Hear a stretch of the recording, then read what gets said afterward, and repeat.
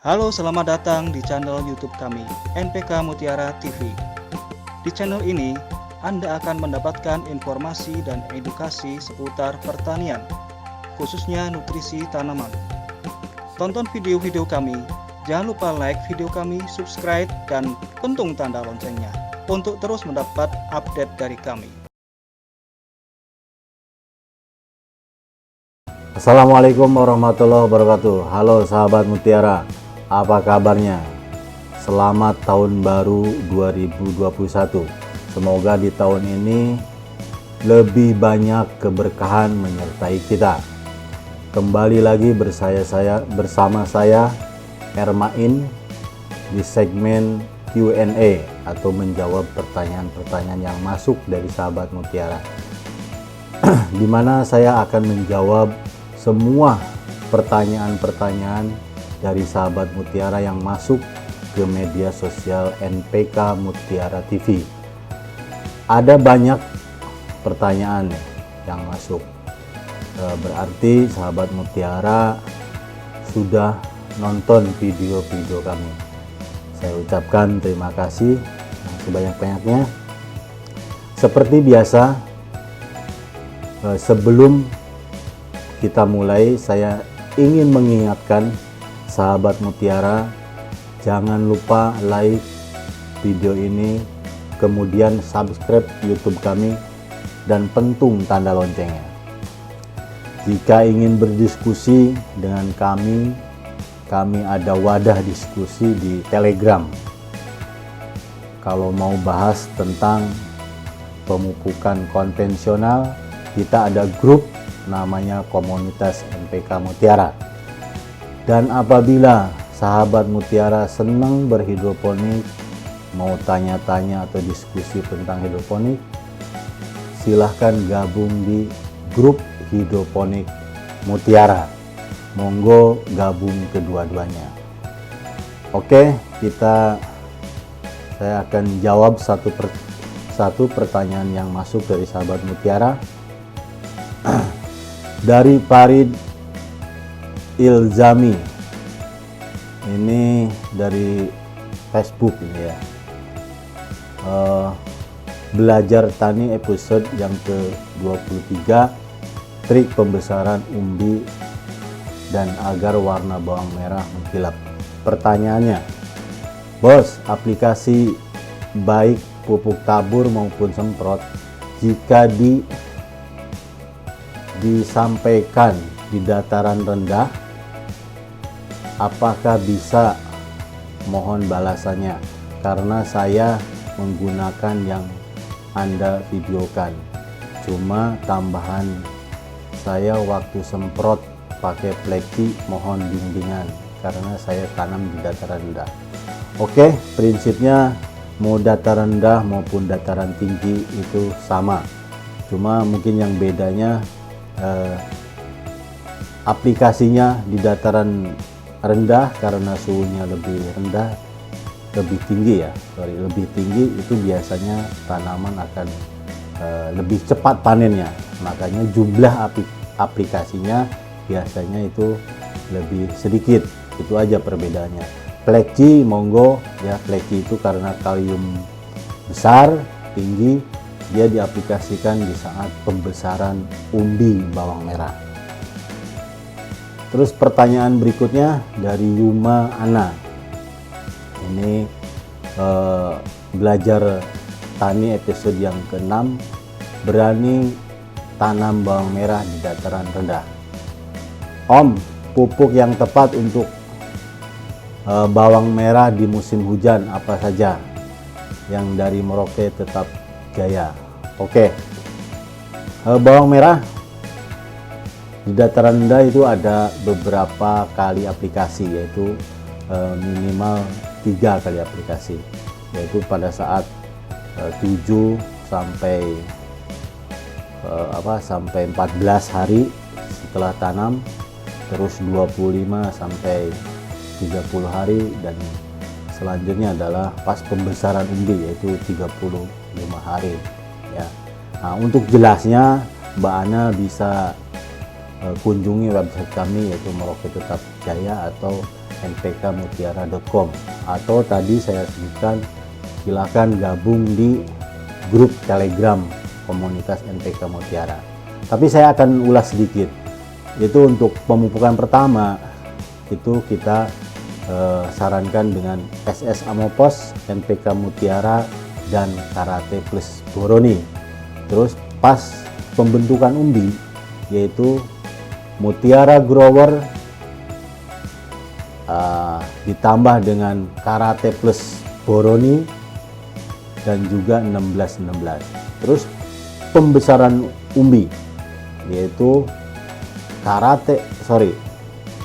Grower, NPK Mutiara Grower tambah dengan subur kalibutir. Nah itu ya Mbak Ana. Oke, pertanyaan berikutnya yaitu dari Cowok Maco. Ini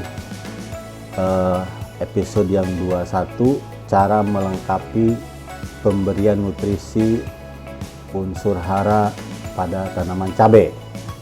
Assalamualaikum Pak, saya mau tanya, gimana kalau dari awal sampai panen pakai pupuk NPK Mutiara, gak pakai pupuk lain? Mohon jawabannya, terima kasih. Wassalam. Oke, jadi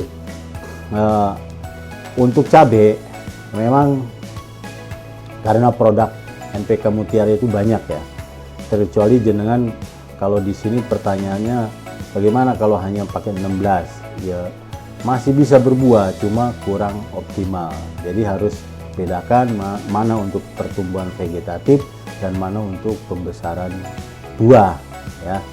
Jadi untuk dasaran saya sekilas nih, untuk dasaran biasanya SS Amopos dengan MOP atau KKB.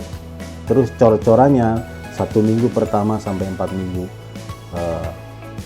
berikutnya yaitu NPK Mutiara 16-16 ditambah dengan Karate Plus Boroni.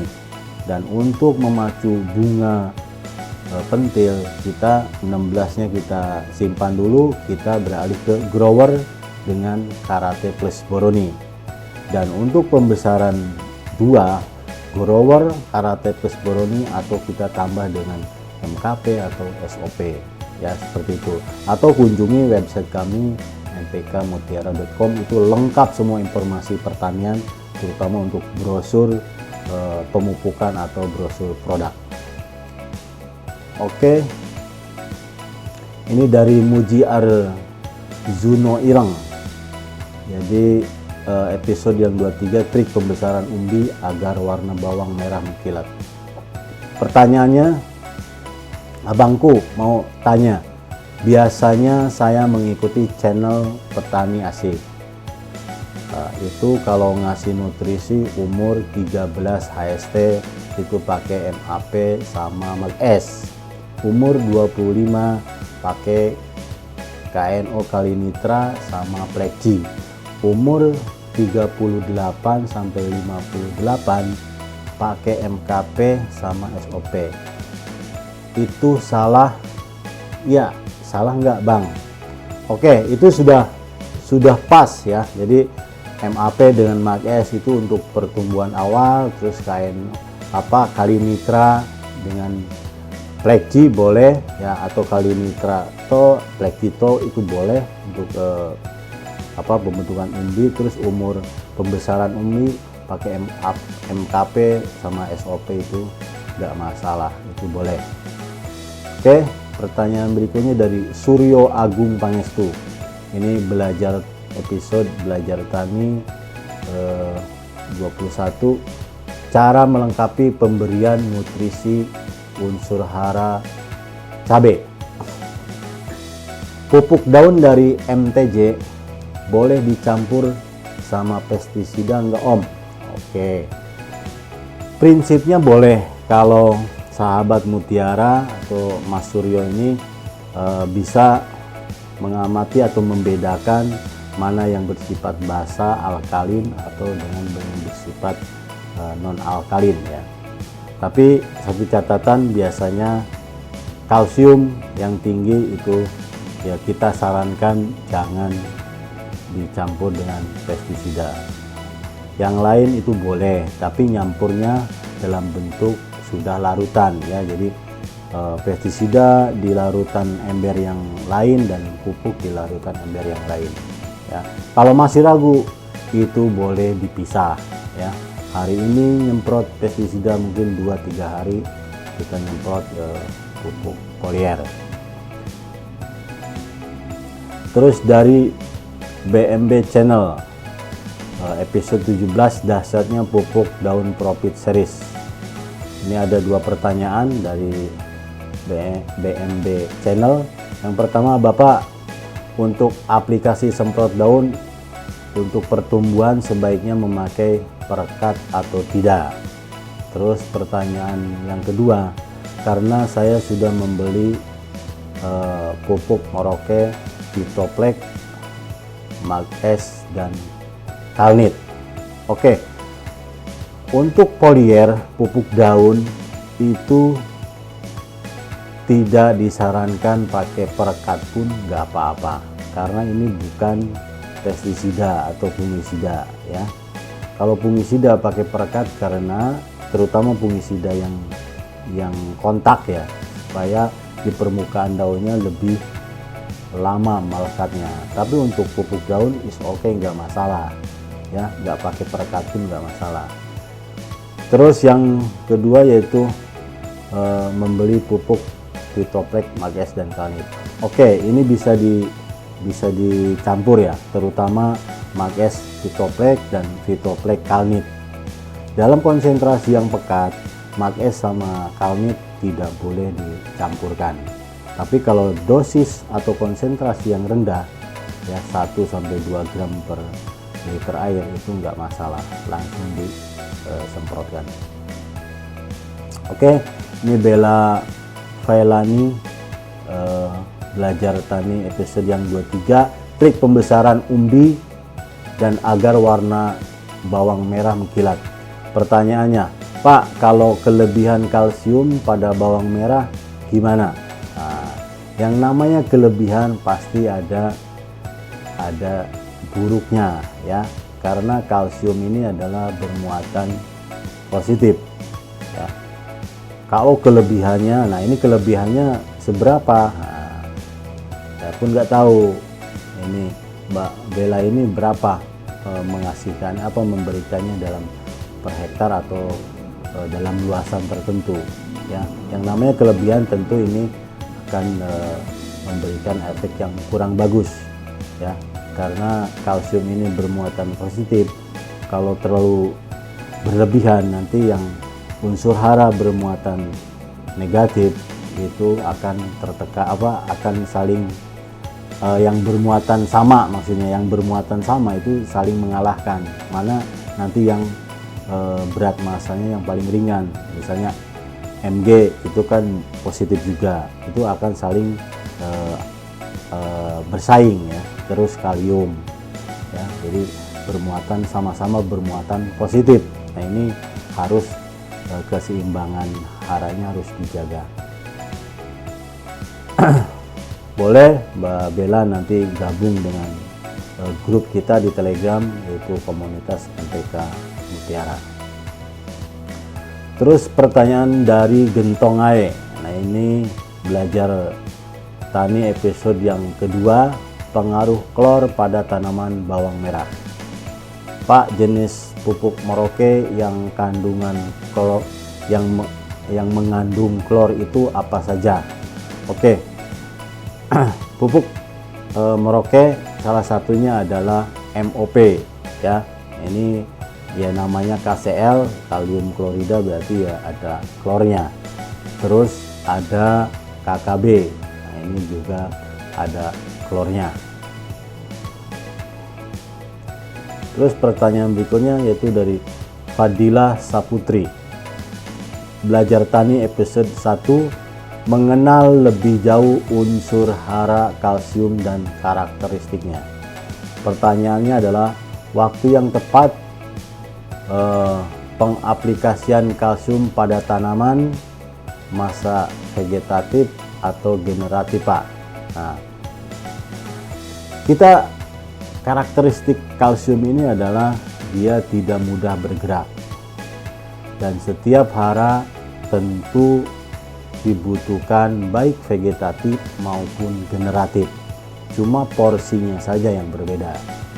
Nah, kalsium ini tersendiri ya sifatnya, karena dia tidak mudah bergerak di dalam tubuh tanaman dan keberadaannya itu harus konstan. Jadi diberikan setiap kali pemupukan itu harus diikutkan karate plus boroni atau kalsium ini ya. Jadi baik vegetatif maupun generatif butuh semua hara yang diperlukan oleh tanaman, termasuk kalsium.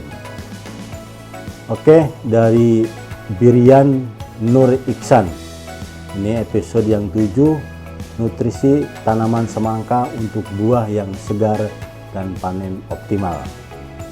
Pertanyaannya adalah dosis untuk per batangnya berapa, Pak? Nah, ini yang dimaksud dosis di sini nggak disebutkan pupuk apa ya. Oke, saya ambil satu misalnya pupuk karate plus boroni. Nah, untuk tanaman semangka dari awal pemupukan sampai akhir pemupukan itu diikuti terus. Ikuti terus ini karate plus boroni ini, karena kalsium keberadaannya harus konstan, yaitu minimal 2 gram per tanaman ya. Setiap aplikasi itu 2 gram. Oke, ini assalamualaikum dari Jakaria Jaki, episode yang ketiga mengenal fase pertumbuhan tanaman padi. Pak mau nanya, bila fungisida bahan aktif difenokonazol diaplikasikan pada masa pertumbuhan tanaman padi, apakah berpengaruh? Terima kasih sebelumnya. Oke, ini Mas Jakaria, karena kita bergerak di pupuk ya, belum ada pestisida. Mas Jakaria boleh nanti kalau di lapangan bisa ketemu dengan formulator dari pestisida, silahkan nanti minta penjelasan dari kawan-kawan dari formulator pestisida. Oke, dari Farel Amarta, belajar tani episode yang kelima, apakah peran kalsium pada tanaman padi? Pertanyaan adalah komposisi penyemprotan yang bagus seperti apa? Nah, ini untuk padi ya, Mas Farel, itu ada Profit hijau, Profit merah, Profit orange, sama Profit maxi. Nah, ini untuk pertumbuhan perbanyakan anakan ya, pertumbuhan awal itu Mas Farel bisa menggunakan Profit hijau ya, 20 gram per tangki. Terus di masa pembentukan atau bunting ya, itu bunting itu Mas Farel bisa menggunakan Profit merah. Nah, untuk pengisian bulir Mas Farel bisa menggunakan Profit orange. Nah, untuk Profit maxi nanti di saat pematangan padi. Nah, untuk kalsium sendiri itu boleh disemprot kalnit ya di saat pengisian bulir, dicampur dengan pleci itu boleh. Berikutnya dari Randy Reginaldo Pratama ya, belajar tani episode yang keempat, siasat jitu maniskan buah melon. Pertanyaannya, jadi nggak perlu pakai NPK Mutiara 1616 ya Pak, karena N-nya amonium. Nah, ini untuk pertumbuhan awal itu kita menggunakan NPK Mutiara 1616 atau NPK Sprinter. Nah, NPK Mutiara 16 ini memang ada amoniumnya, tapi juga ada nitratnya, yaitu perbandingannya 60% amonium dan 40% nitratnya. Jadi nggak masalah, tanaman masih perlu amonium ya. Jadi hanya porsinya. Nah, ini jangan salah. Oke, pertanyaan berikutnya dari si Hotang Masli. Ini episode yang Temu Tani, episode yang ke-24. NPK Mutiara Profesional, pupuk ini cocok untuk musim hujan. Pertanyaannya adalah, selamat pagi Pak, tolong buatkan jenis pupuk apa aja dari dasar sampai panen di musim hujan. Bingung banyak jenis dari Merauke-nya untuk lahan bawang merah agar hasil memuaskan untuk bibit 50 kg. Nah, ini untuk luasan lahan bibitnya 50 kg. Oke, jadi untuk bawang merah tadi saya sudah ada menjawab pertanyaan dari sahabat Mutiara yang lain. Jadi untuk awal itu menggunakan SS Amopos, NPK Mutiara 1616 dan Karate Plus Boroni. Terus untuk pembentukan umbi 1616 Mutiara, Mutiara Grower dan Karate Plus Boroni. Nah, untuk pembesaran umbi itu NPK Mutiara Grower dan dicampur dengan subur kali butir. Bang Siotang boleh nanti berkunjung ke website kami yaitu npkmutiara.com atau Merauke Tetap Jaya, atau gabung di grup Telegram kami yaitu komunitas NPK Mutiara. Silahkan.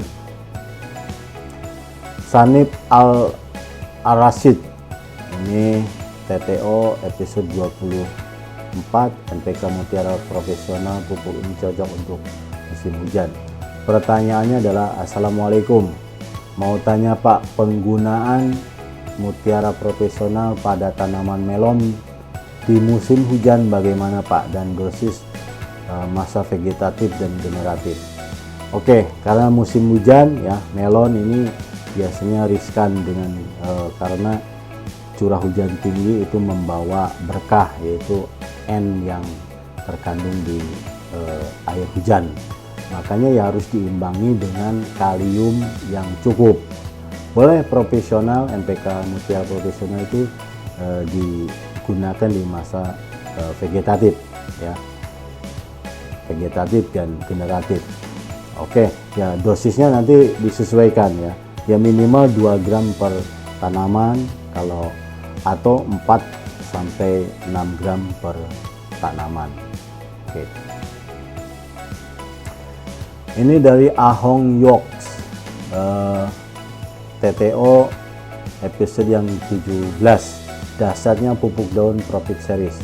Apakah Profit hijau bisa buat hidroponik Gan? Nah, Profit hijau memang adalah pupuk majemuk lengkap, artinya dia sudah mengandung hara makro dan elemen mikro atau hara mikro, tapi tidak diperuntukkan untuk hidroponik.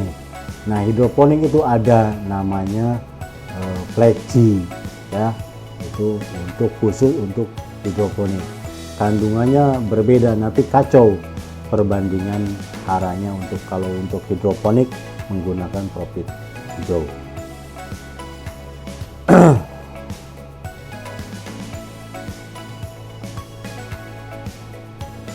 Oke, itu terakhir dari tadi dari Pak Ahong. Sebelum kita closing ya, sahabat Mutiara, jika Q&A ini pada episode ini dirasa bermanfaat, silahkan bagikan video ini sebanyak-banyaknya di media sosial Anda supaya menjadi motivasi kami ke depannya untuk lebih banyak lagi memproduksi video edukasi lainnya. Ikuti terus kami di media sosial, ayo follow Merauke Tetap Jaya di Instagram, like Facebook Merauke Tetap Jaya, dan bagi Anda yang senang nonton di YouTube, jangan lupa like video ini dan subscribe channel NPK Mutiara TV dan pentung tanda loncengnya agar sahabat Mutiara tidak ketinggalan video-video edukasi kami lainnya. stay healthy, jaga jarak, pakai masker. Tunggu episode Q&A kami berikutnya. Salam Mutiara.